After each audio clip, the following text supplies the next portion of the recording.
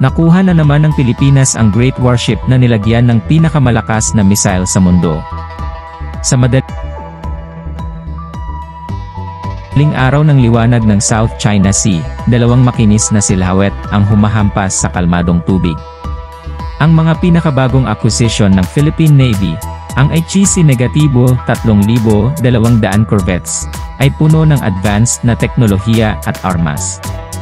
Ang mga sasakyang ito, na pinangalan ng BRP Lapu-Lapu at BRP Daguhoy, ay nilagyan ng kakilakilabot na Starlink Next ISSM Negativo 700K anti-ship missiles, na nagmamarka ng isang makabuluhang hakbang sa kakayahan ng hukbong pandagat ng bansa.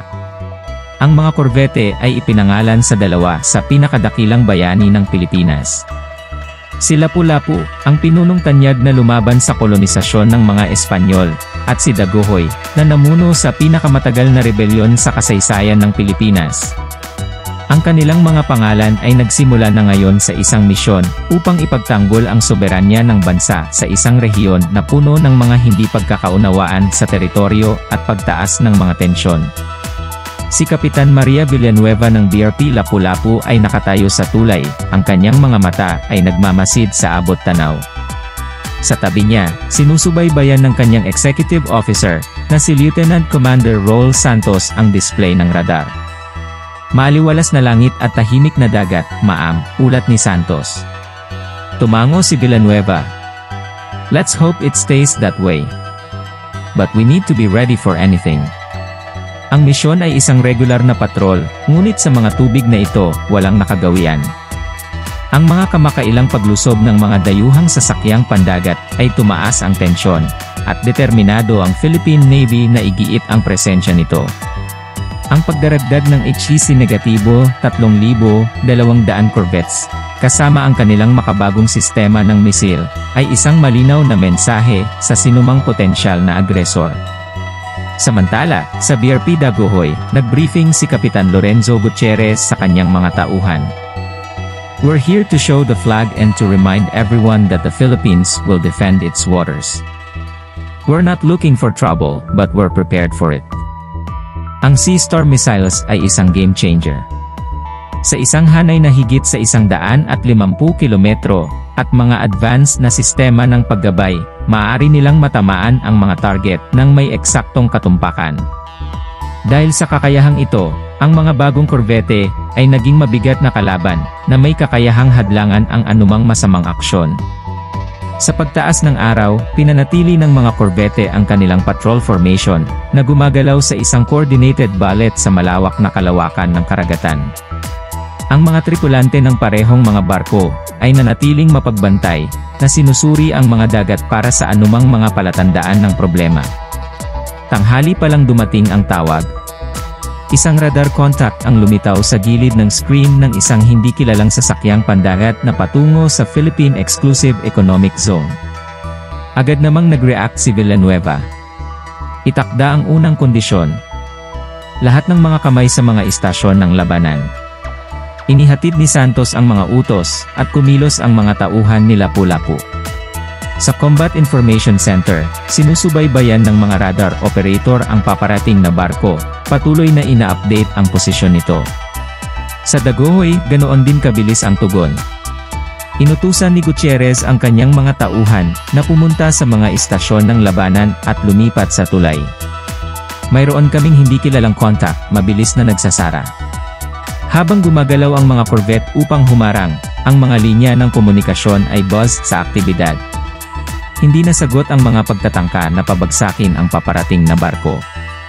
Sina Villanueva at Gutierrez ay nag-coordinate ng kanilang tugon, na bumuo ng isang pincer movement upang harapin ang potensyal na banta. Ihanda mo ang Sea Star missiles, utos ni Villanueva. Ngunit sunog hanggang sa magkaroon tayo ng malinaw na pagkakakilanlan at pagtatasan ng pagbabanta. Ang mga minuto ay umabot sa isang tense na standoff habang ang mga korvete ay nagsara ng distansya. Nakita ang hindi pa nakikilalang sasakyang dagat, isang malaki, walang markang barko, puno ng mga antena at malamang na armado. Unidentified vessel, this is the Philippine Navy. You are entering our territorial waters. Identify yourself and state your intentions, Villanueva broadcasted over the radio. Katahimikan. Pagkatapos, isang kaluskos na tugon. Ito si Captain Ivanov ng Russian survey vessel na Orlan. Nagsasagawa kami ng siyentipikong pananaliksik. Wala kaming ibig sabihin. Nakipagpalitan ng tingin si Villanueva kay Santos. Isang malamang na kwento, bulong niya. Stay sharp. Pwede pa itong cover. Sa Daguhoy, sinusubaybayan ni Gutierrez ang palitan. Let's see if they change course.